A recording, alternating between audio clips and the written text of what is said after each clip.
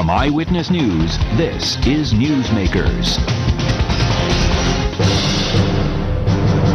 14 months ago, Providence's newly elected mayor promised drastic action to keep the capital city from going broke. Last week, the most dramatic move yet, a new law slashing pension benefits. Police and fire unions are outraged. This road is perilous because if they lose in court and they're certain to get sued, they automatically going to end up in bankruptcy because they won't be able to refund the money that they've spent on the general fund. Plus, the latest on the Target 12 investigation that prompted wholesale changes at the DPW. This week on Newsmakers, Providence Mayor Angel Taveras. Good morning. Welcome to Newsmakers. I'm Ted Nisi, filling in for Tim White. Joining me on the panel is Eyewitness News political analyst Arlene Violet. And good morning, Mayor. Thank you for being with us. Thank you for having me. So I've got to start with the city's budget crisis. Before we get into the details, I wanted to ask you a big picture question. You said in March the city was on the edge of bankruptcy. Now you've passed a law slashing benefits. You said pension benefits. You said that was key. You got significantly more money out of Brown as well as Lifespan. Is Providence out of the woods? Well, not totally. I think that we've done a lot to address our cash flow issue, and that's thanks to Johnson & Wales, who not only did they reach an agreement with us, but also have agreed graciously to actually give us a lot of money up front so that we can address that issue. Also, obviously, the deal with Brown was so key and so important to us.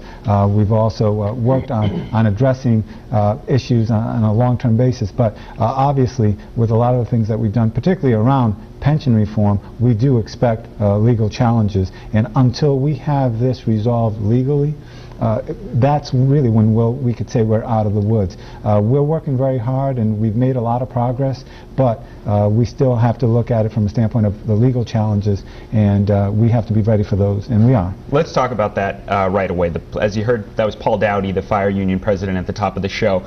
Police and fire retirees, they're livid about the changes. They say they were made unilaterally. They say they were rushed through. There wasn't a thoughtful, measured approach taken the way Treasurer Raimondo did last year at the state level. How do you answer that criticism? Well, I think that I can understand the police and fire being upset with respect to what's going on, but these are difficult times, and we're making difficult decisions. We studied this and had hearings for months on this, so for them to say that it was rushed through, I really disagree with. I think one of the issues is that it's not popular. What we're doing is not popular at all, and I can understand that, but I need to do this in order to make sure that people actually have their pensions. I believe that what we did in terms of the Providence Pension Protection Plan is going to save our pensions, and that one day some of the same people who are criticizing me today are going to be retired somewhere enjoying a pension because of what we did this week.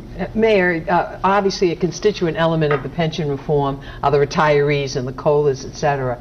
Have you received a legal opinion from your people on who can negotiate for the retirees? For example, do they each individually have to? Does the union even have standing to either represent them or sue them? What are your lawyers telling you as to what the legal status is and who can actually represent the retirees? Well, I think it's a great question, Arlene, and I think the biggest issue that we have is that, quite frankly, there's no one legal entity that can negotiate on behalf of all the retirees. That's what makes it so much more difficult. But can any union do it?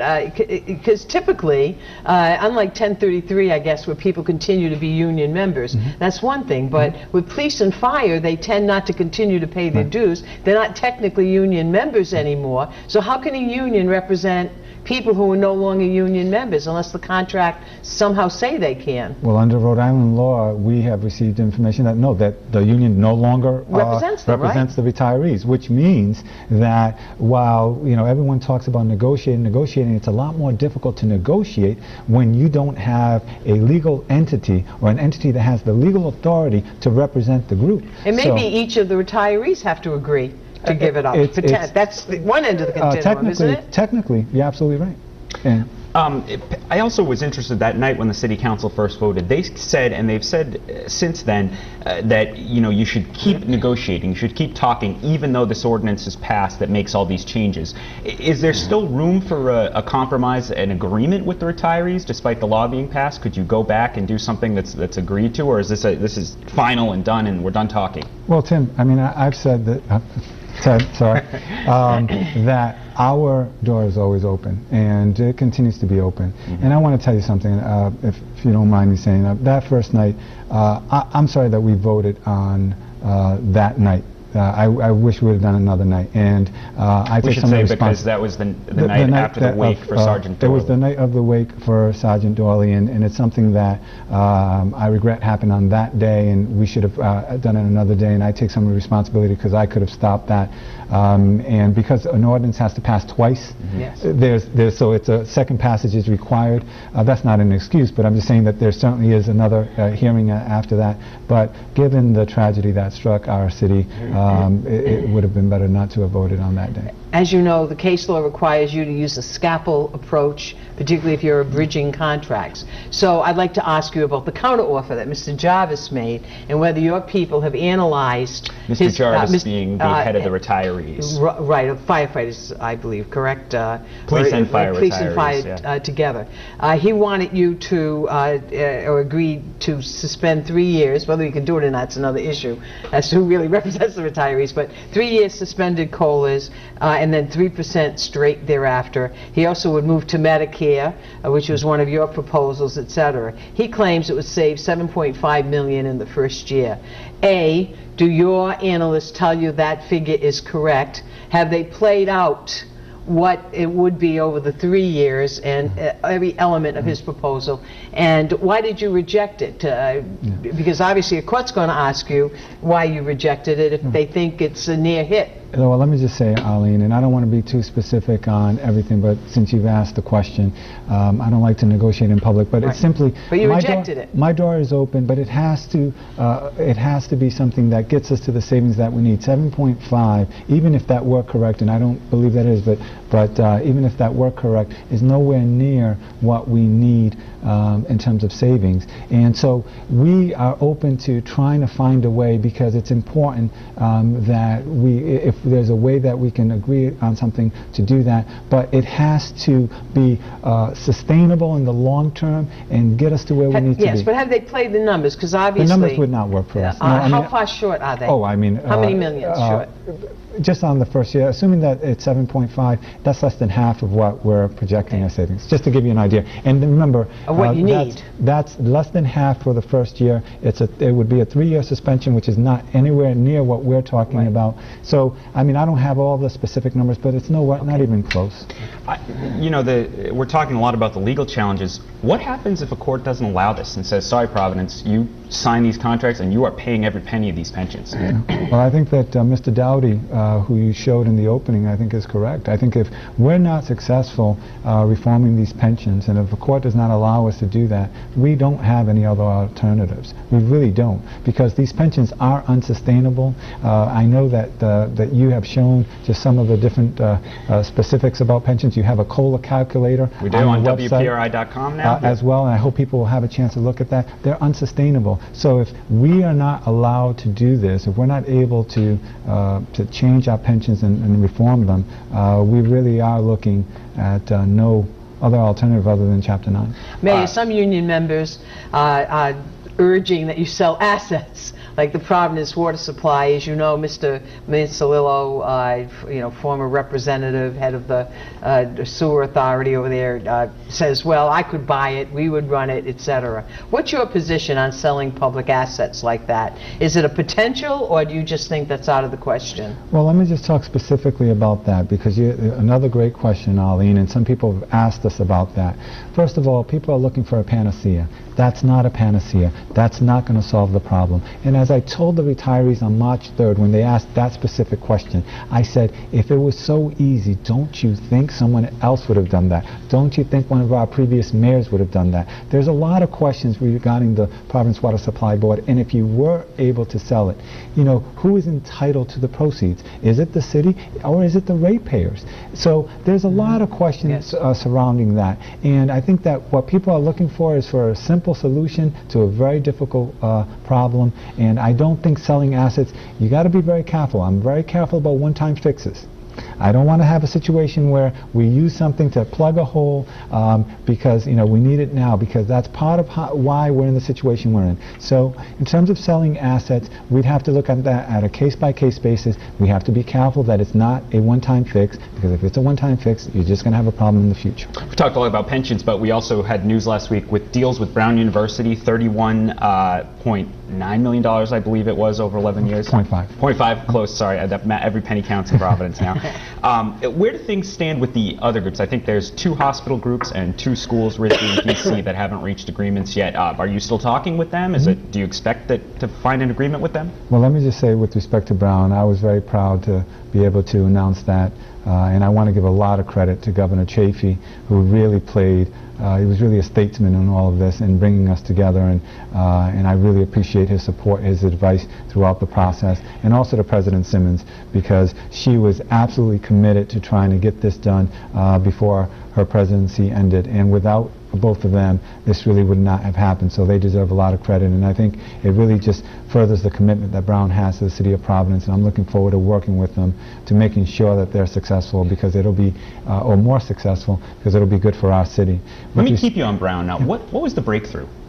I think the real breakthrough was President Simmons getting personally involved in every single session. After we met with the governor earlier this year, President Simmons was at every single session, and so was I. She was personally involved. We were in communication, and I think her personal involvement, this doesn't happen without President Simmons. I mean, it's just the fact. She seemed peeved at former Mayor Cicilline for a grandstand play. I mean, I assumed you thought her slam was about him. And what did you learn from that? For example, Providence College has not stepped up to the plate. What's your carrot and stick? If they don't step up to the plate, what do you plan to do, and what's Eddie Simmons' advice so that you don't become another Cicilline irritant? Well, let me just say, with respect to President Simmons, one thing I learned through this process, and part of why I didn't want to be specific on one of your previous questions, is that you shouldn't negotiate publicly to the extent that you can, and I think that that's something that I'm trying very hard not to negotiate publicly.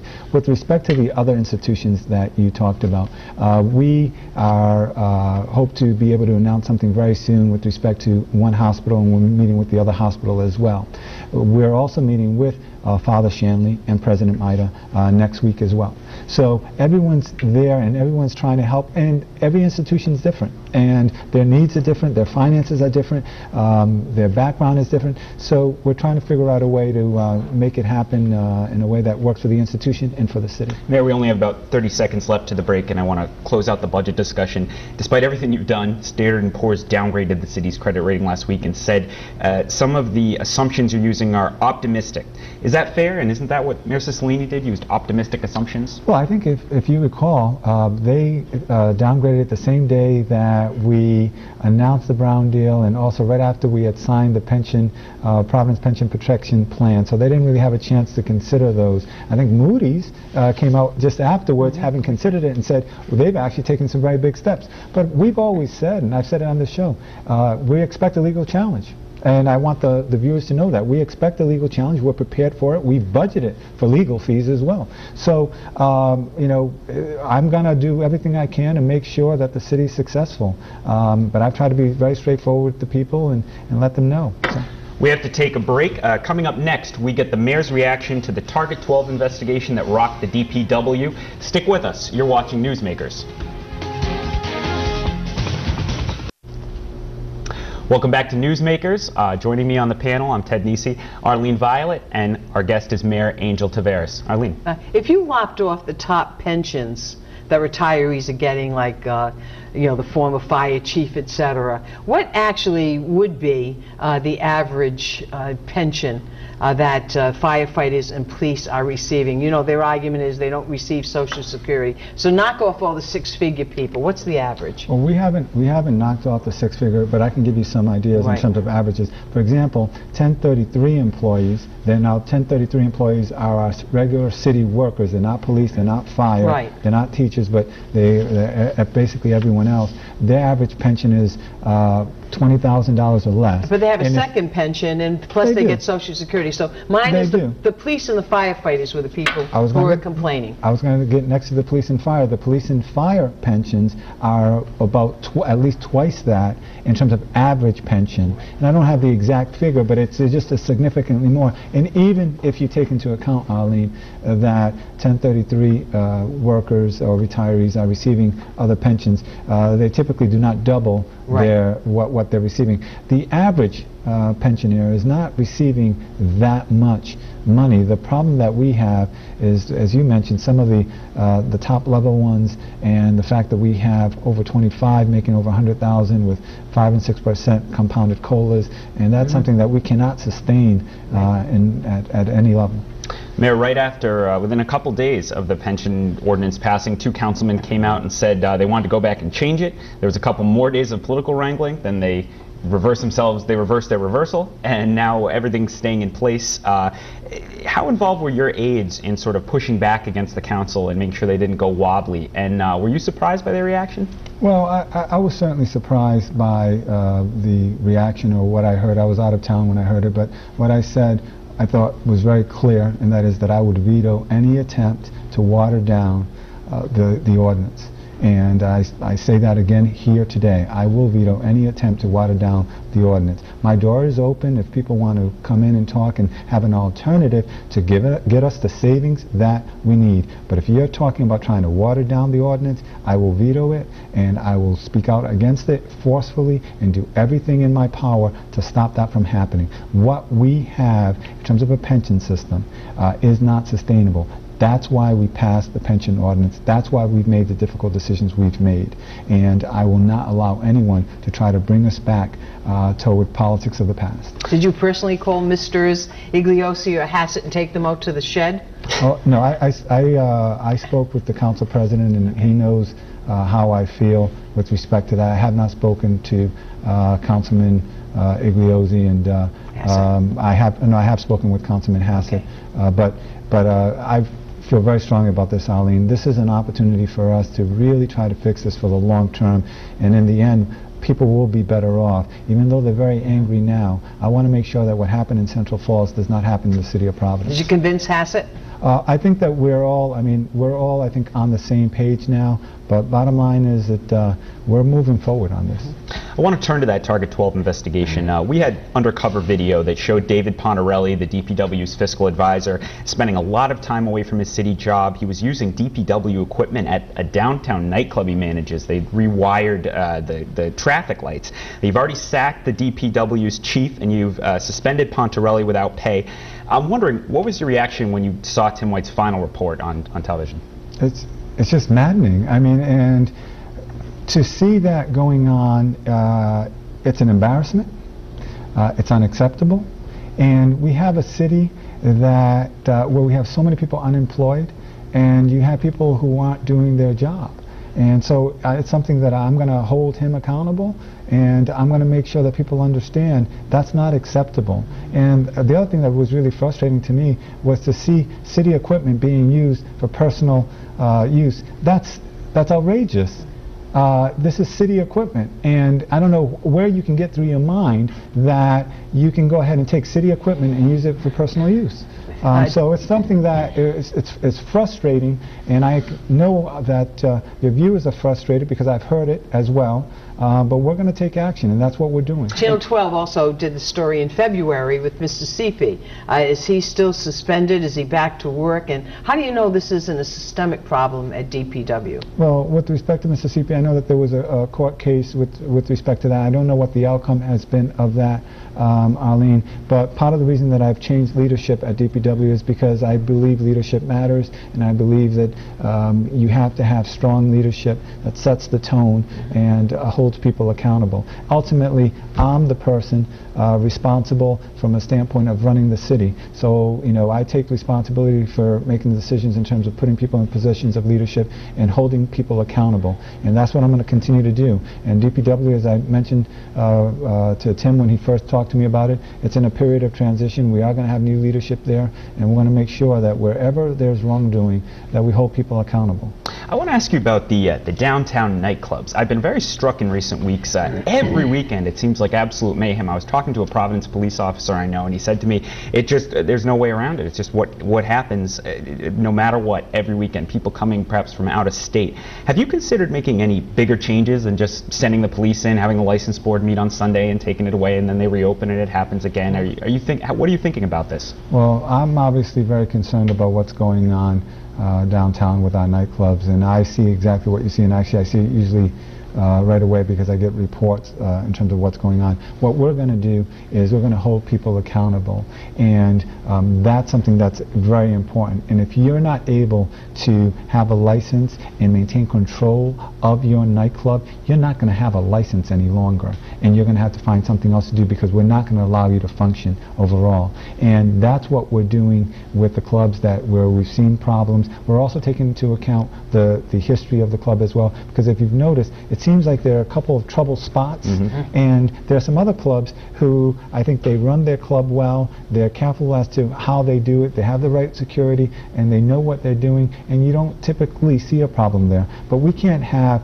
what we've seen over the last several months in terms of our clubs, and what you're going to see is more strict enforcement and people being held accountable. Do you have confidence in the Board of Licenses and the chairman? I do have confidence in the Board of Licenses. I think it's a very difficult job, and it's a balance that you have to strike, but what we're going to be doing more than anything is holding people accountable, and if you're not able to control your nightclub, then you're not going to have a nightclub. Do you support in-state college tuition for illegal immigrants? I do. I believe that it's the right thing to do with respect to allowing people to pay the in-state tuition rate, and that's something I want to make sure people out there listening understand. This is about what they are going to pay to go to college, and so I think that I was glad to see it passed by the board, and I think it makes a lot of sense, and I think it's important for the future development of our country. Correspondingly, do you think the Connecticut U.S. citizens should pay the same tuition, or should they pay more than the illegal immigrant or the in-state? Well, I think that people who live in the state of Rhode Island, should have the ability to pay in-state tuition. So if a Connecticut resident decides that they want to live in the state of Rhode Island and has the appropriate residency in the state of Rhode Island, they should pay in-state tuition. But if they live someplace else, and including whether they're documented or not documented, if they live someplace else, they should not pay in-state tuition. The polls tell me, and I always believe the polls, that you and Treasurer Raimondo are the most popular politicians in the state. Do you think she should run for governor, or will you support Governor Chafee?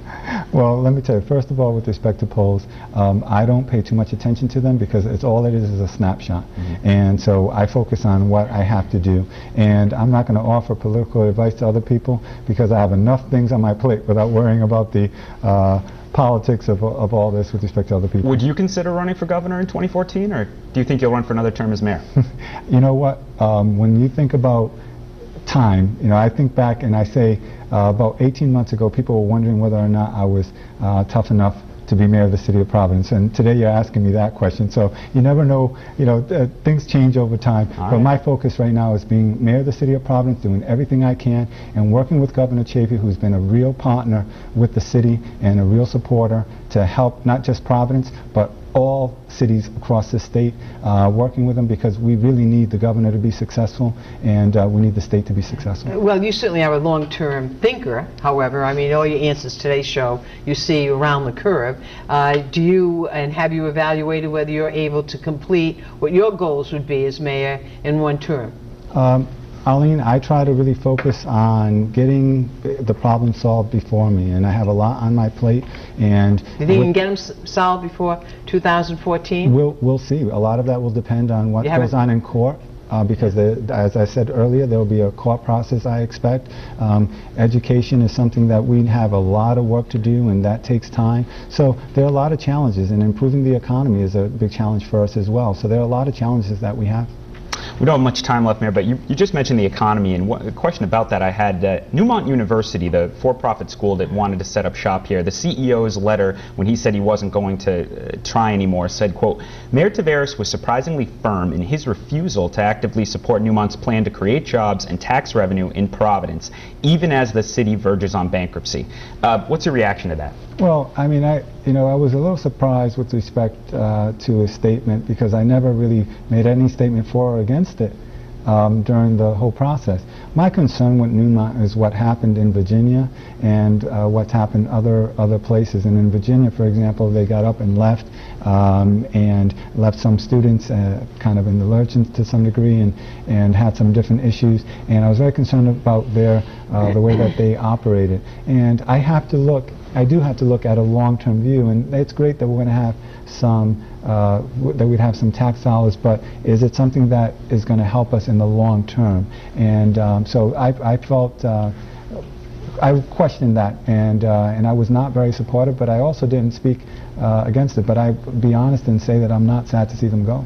30 seconds left, Mayor. You went to the White House for Cinco de Mayo. How was it, and why were you invited since you're not Mexican-American? Well, listen, I was invited to St. Patrick's Day as well, and I want you to know I'm not Irish. I know you probably had that doubt, but it's a great invitation, and to be able to go down and enjoy that time with the President was fantastic, and I had a great time. That's all the time we have this week. I want to thank our guest, Mayor Angel Taveras. If you missed any of the show, you can catch it on our website, WPRI.com. For Arlene Violet, I'm Ted Nisi.